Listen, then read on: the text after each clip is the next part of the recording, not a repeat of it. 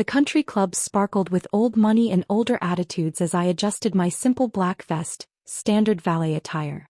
My father's retirement party was in full swing inside, but here I stood at the valet station, courtesy of my family's thoughtful planning. "Jessica, darling," Aunt Margaret had insisted earlier, "you're so good with practical things.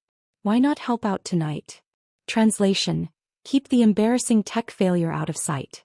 I checked my phone discreetly, another message from my CFO about tomorrow's announcement. The numbers made me smile as I slipped the device back into my pocket. Still glued to that phone? Cousin James approached the stand, his Rolex catching the evening light. Social media won't pay the bills, you know. If he only knew what those quick phone checks were really about. My company's valuation had just cleared final review, and tomorrow's IPO would make headlines. "Someone has to park the cars," I replied mildly, watching him adjust his $1,000 suit. "At least you found your calling," he smirked. "Banking too challenging?" I thought of the banking software my company had developed. The one James's firm had desperately tried to license last month, not knowing it was mine. "I manage," I said, taking another set of keys from our arriving guest. The party inside grew louder. Through the grand windows I could see my father holding court, probably explaining again how his poor Jessica had thrown away her MBA to play with computers. "Hey, parking girl." Another cousin waved from his Mercedes. "Try not to scratch it like those failed apps of yours." Failed apps. Right. The same failed technology that was about to revolutionize global finance. The same worthless code that had major banks in bidding wars. My phone buzzed again, the NASDAQ confirmation.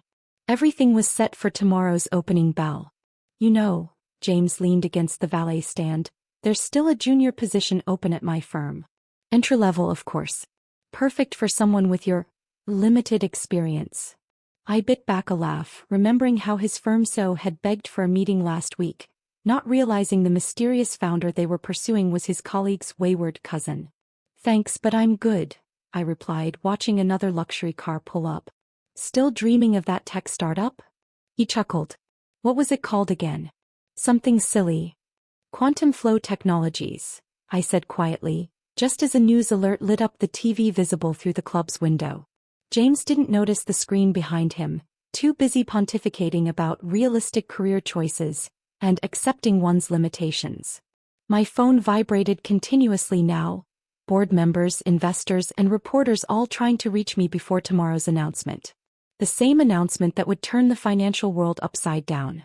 "Your father's so worried," James continued. "All that education wasted on failed apps and parking cars." The TV screen changed again, showing stock market predictions for tomorrow. I caught a glimpse of my company's logo, but James was still facing me, oblivious. "Here," he tossed his keys at me. "Try not to dent my Porsche. It's worth more than your entire company." If he turned around, he'd have seen his own firm's logo among the list of major investors in tomorrow's IPO. The irony would have been delicious. "Did you at least dress properly for the party?" he asked, eyeing my valet uniform. My uniform was actually tailored Italian wool, chosen to blend in while I watched my family reveal their true colors. The simple vest probably cost more than his suit. "I brought a change of clothes," I said, thinking of the designer dress in my car, the one I'd wear for tomorrow's opening bell ceremony. "Well, try not to embarrass the family more than..." James stopped mid-sentence as the TV behind him suddenly got louder. "Breaking news," the anchor announced, "tomorrow's most anticipated IPO." I watched James's face as he slowly turned toward the screen, just in time to see my official headshot appear next to the words "Quantum Flow Technologies valued at $4.2 billion. His keys slipped from my hand, hitting the pavement with a satisfying clink. "That's..." he stammered, looking between me and the screen. "That's not..." Through the club's windows I could see other party guests noticing the broadcast. My father had stopped mid-speech, his champagne glass frozen halfway to his lips. The valet stand suddenly felt like the perfect spot to watch my family's world turn upside down. "About that junior position," I said, picking up his keys. "I'll have to pass. I'm actually quite busy tomorrow morning." The TV continued its report as James stood there, speechless. Tomorrow would be interesting, but tonight? Tonight was priceless.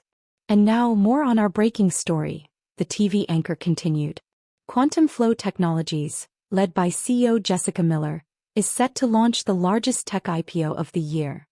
The country club's perfect atmosphere cracked like fine china. Through the windows, I watched as phones began lighting up across the party room. My father's retirement celebration was about to become something else entirely. "This is impossible," James whispered, still staring at the screen where my company's statistics scrolled past. "You park cars."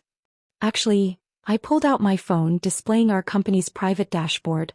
I revolutionized quantum computing and financial technology. Parking cars is just tonight's entertainment. The club's doors burst open as Aunt Margaret rushed out, her designer heels clicking frantically on the pavement. "Jessica, the news, they're saying that your car parking niece is worth more than everyone at this party combined?" I smiled, straightening my uniform vest. "The numbers are actually a bit low. They'll update in the morning." More family members spilled out onto the entrance plaza, their faces illuminated by the TV screens visible through the floor-to-ceiling windows. Each broadcast now carried the same story. The mysterious tech founder they'd been speculating about for months was the same cousin they'd banished to valet duty. "But your failed apps," James sputtered. "Your worthless code. You mean the algorithm your firm tried to buy last month?" I pulled up the email chain on my phone. "The one your CEO offered $2 billion for? I declined because it was worth more." Uncle Robert pushed through the growing crowd. "That was your company? We've been implementing your software at the bank for months." "I know," I replied. "I watched the installation team. They thought I was the coffee girl." My phone buzzed again, the stock exchange confirming my opening bell appearance. On the TV, financial analysts were already predicting a historic first-day trading surge. "Your father," Aunt Margaret gestured weakly toward the club. "He said you were struggling." Dad assumed. I never corrected him. I checked another notification. Just like I never corrected James when he mocked my cheap apartment last Christmas. "The penthouse on 5th? James's face went pale. "The one our firm tried to buy?" "I own the building," I said simply. "Along with the tech campus your company's trying to lease. We should discuss the rent sometime." The valets, actually my senior engineers in disguise, were quietly enjoying the show. We'd planned this reveal down to the last detail, tired of being underestimated by my family of traditional finance experts. "Tomorrow morning," I continued, checking my watch, "while you're driving to your mid-level banking jobs, I'll be ringing the opening bell at NASDAQ. The dress I'm wearing costs more than your car, James. Not that money is everything, but since that's all you seem to care about." Inside the club, the TV showed footage of our company's headquarters, a gleaming tower of glass and innovation. The same building my family had dismissed as another tech bubble waiting to burst. "Those investor meetings you mocked," I turned to James, "the ones you said were pretend business? That was me raising billions in funding. That social media addiction you laughed at? Board meetings with Silicon Valley's elite." My father appeared in the doorway, his retirement speech forgotten. Behind him, waiters carried trays of champagne, servers I'd secretly hired from my company's private events team. "The algorithm," Uncle Robert was still processing, "the one that's revolutionizing banking, was developed in my worthless startup," I finished. "The same one you refused to invest in last year. That $100,000 you turned down would have been worth $40 million tomorrow." James slumped against his precious Porsche, the same model I had 3 of, gathering dust in my garage. "The valet uniform," Aunt Margaret touched my sleeve, finally noticing the fabric quality. "Custom-made. Like everything else in my struggling life." I smiled as another news alert lit up the screens. "Oh look, they're showing my car collection. James, you might recognize some of them. They're what you call real success markers, right?" The evening air crackled with shifting power dynamics and shattered assumptions. Tomorrow, I'd stand on the stock exchange podium in a dress worth more than James's annual salary. But tonight, in my elegant valet disguise, I was exactly where I wanted to be, watching my family realize that success doesn't always wear a banker's suit. "Now," I said, holding up James's keys, "about your Porsche. Would you like me to park it next to my fleet? Or should we discuss how badly your firm wants that tech campus lease?" The country club's elegant lighting cast long shadows as my family struggled to reconcile their failing relative with the breaking news still flashing across every screen. My phone had become a symphony of notifications, world leaders, tech giants, and financial institutions all trying to reach me before tomorrow's historic IPO. The coding sessions in your apartment. My father finally spoke, his retirement party completely forgotten. The ones we said were a waste of time. We're worth about $8 billion in intellectual property. I showed him the patent documents on my phone. That tiny apartment? It's actually 3 floors of a building I own. The messy workspace you complained about is a quantum computing lab. The valets, my senior engineers, were now openly grinning as they handed out NDA-sealed envelopes to the shocked family members. Each contained tomorrow's trading details and a personal note about their past career advice. Remember last Thanksgiving? I turned to James, who was still ashen-faced. When you explained basic investment to me like I was a child? He nodded weakly. I was closing a deal with your bank CEO at the time. Under the table on my phone. I pulled up the contract. While you lectured me about savings accounts, I bought the fintech company you've been trying to partner with. The TV screens were now showing my company's innovations, breakthrough technologies that had been hiding in plain sight while my family dismissed my hobby. That dating app you thought I was always checking?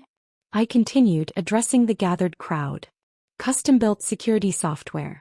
Those social media posts you mocked? Market analysis running on quantum processors.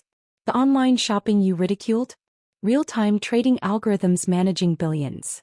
Aunt Margaret clutched her champagne glass. The charity gala last month when you said you couldn't afford a ticket. I sponsored the event, I smiled. That waiter who served you? Nobel laureate in physics. The coat check girl? MIT's head of AI research. We were all there watching, gathering data on potential investors. Through the club's windows, I could see the staff replacing my father's retirement decorations with streaming financial data. My staff, carefully planted months ago for this moment. Those rideshare drives you said I was doing for extra money? I caught James's eye. Testing autonomous vehicle software. Your firm just bid $50 million for the prototype, by the way. I declined. My phone lit up with another message. The exchange wanted to know which of my cars I'd be driving to the opening bell ceremony. The same cars my family had never seen because, poor Jessica, always took Uber. The coffee shop where you saw me working last week, I said to Uncle Robert, the one you called a step up from unemployment? I own the building. The tips you left so generously are funding AI research. The valets began bringing around cars, not the guests' vehicles but my private fleet. Each worth more than my family's combined annual income. Tomorrow morning, I continued, straightening my vest, while you're reading about my company's IPO, I'll be signing contracts worth billions. The simple dress I'm wearing to the ceremony costs more than your house, Aunt Margaret. The cheap watch tracking my notifications? Limited edition quantum-powered prototype. Only 3 exist. My father stepped forward, his retirement speech cards falling forgotten from his pocket. Why didn't you tell us? Would you have believed me? I asked quietly. Between explaining how I was wasting my education and assigning me to park cars at your party? The TV screens now showed my global offices, my revolutionary patents, my philanthropic projects. All built while my family was busy pitying my downward spiral in tech. That startup accelerator you rejected my application for, James? I turned to my cousin. I bought it last month. Your recommendation letter makes for interesting reading in our Museum of Innovation. A sleek helicopter approached the country club, right on schedule. My actual transport to tomorrow's ceremony, though tonight it was just part of the show. The valet stand, I said, removing my vest to reveal a designer outfit that probably cost more than the country club's monthly revenue, was never about parking cars. It was about watching you all show your true colors one last time. The helicopter landed as my security team, disguised as club staff all evening, moved into formation. Tomorrow the world would know me as the visionary CEO who transformed technology. But tonight's revelation, watching my family's carefully constructed hierarchy crumble, was priceless. By the way, I added, handling James his keys one final time, your firm's merger proposal? The one you've been working on for months? The mystery company you've been courting? I smiled. That's also me. Better update your resume. The night air hummed with changed fortunes and shattered assumptions. Tomorrow would bring headlines, stock tickers, and billion-dollar deals. But this moment, standing in the glow of revelation while my family processed their years of misplaced condescension, this was the true IPO of my success. Now, I said as my helicopter's blades cut through the evening air, I believe you all have some cars to park. I have a bell to ring.